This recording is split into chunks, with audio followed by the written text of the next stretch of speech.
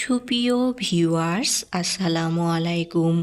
আজকে আমি আপনাদের সাথে শেয়ার করব সেরা স্বাদে ডিম রান্নার একটি রেসিপি।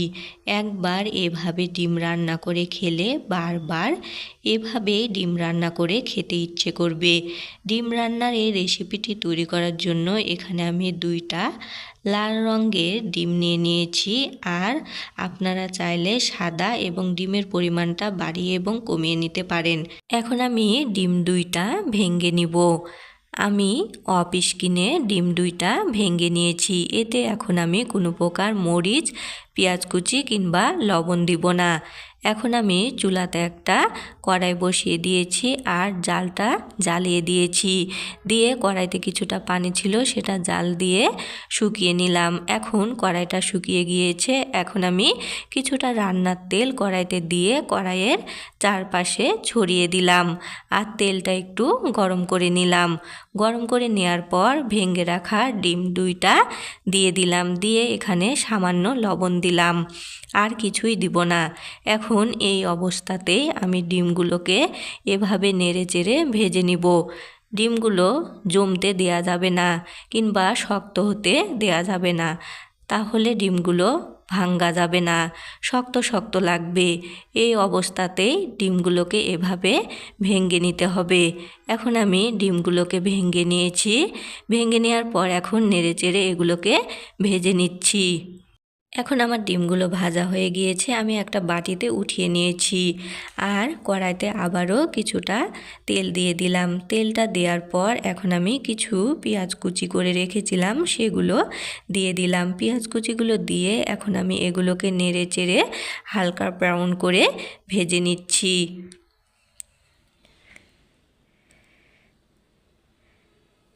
পেঁয়াজগুলোকে খুব ভালো করে হালকা ব্রাউন করে ভেজে নিতে হবে।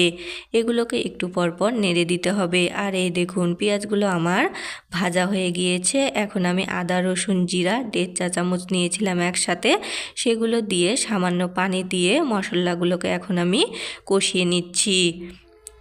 আমি মশলাগুলোকে খুব ভালো মতো কষিয়ে নিয়েছি। এখন এই মশলার মধ্যে স্বাদ অনুসারে লবণ, 1 চা চামচ পরিমাণ মরিচ গুঁড়ো, 1 চা চামচ পরিমাণ হলুদ গুঁড়ো দিয়ে দিলাম। দিয়ে আবারও মশলাগুলোকে খুব ভালো করে কষিয়ে নিচ্ছি। মশলাগুলো যত ভালো করে কষানো হবে তরকারির স্বাদটা তত ভালো আসবে। এই দেখুন কালারটা কতটা সুন্দর এসেছে আর মশলাগুলো কষানো হয়ে গিয়েছে।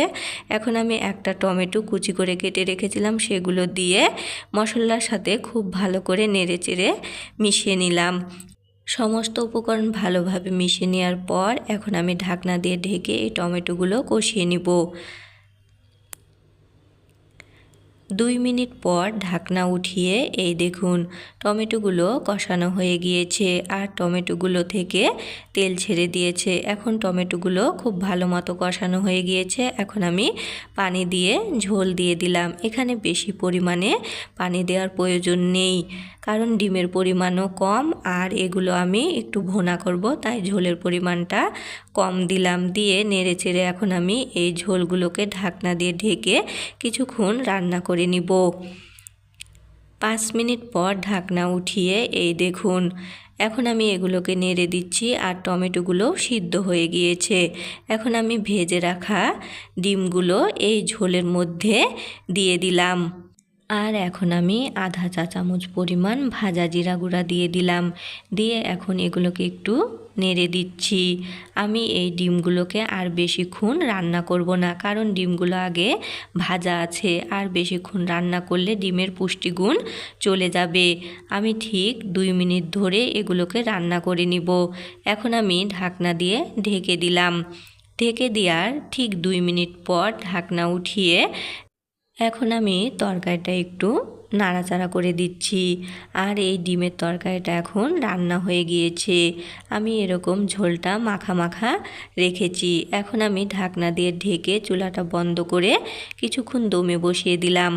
5 মিনিট দমে রাখার পর ঢাকনা উঠিয়ে এই দেখুন তরকারিটা কতটা লোভনীয় হয়েছে। এখন আমি একটা বাটিতে পরিবেশন করেছি।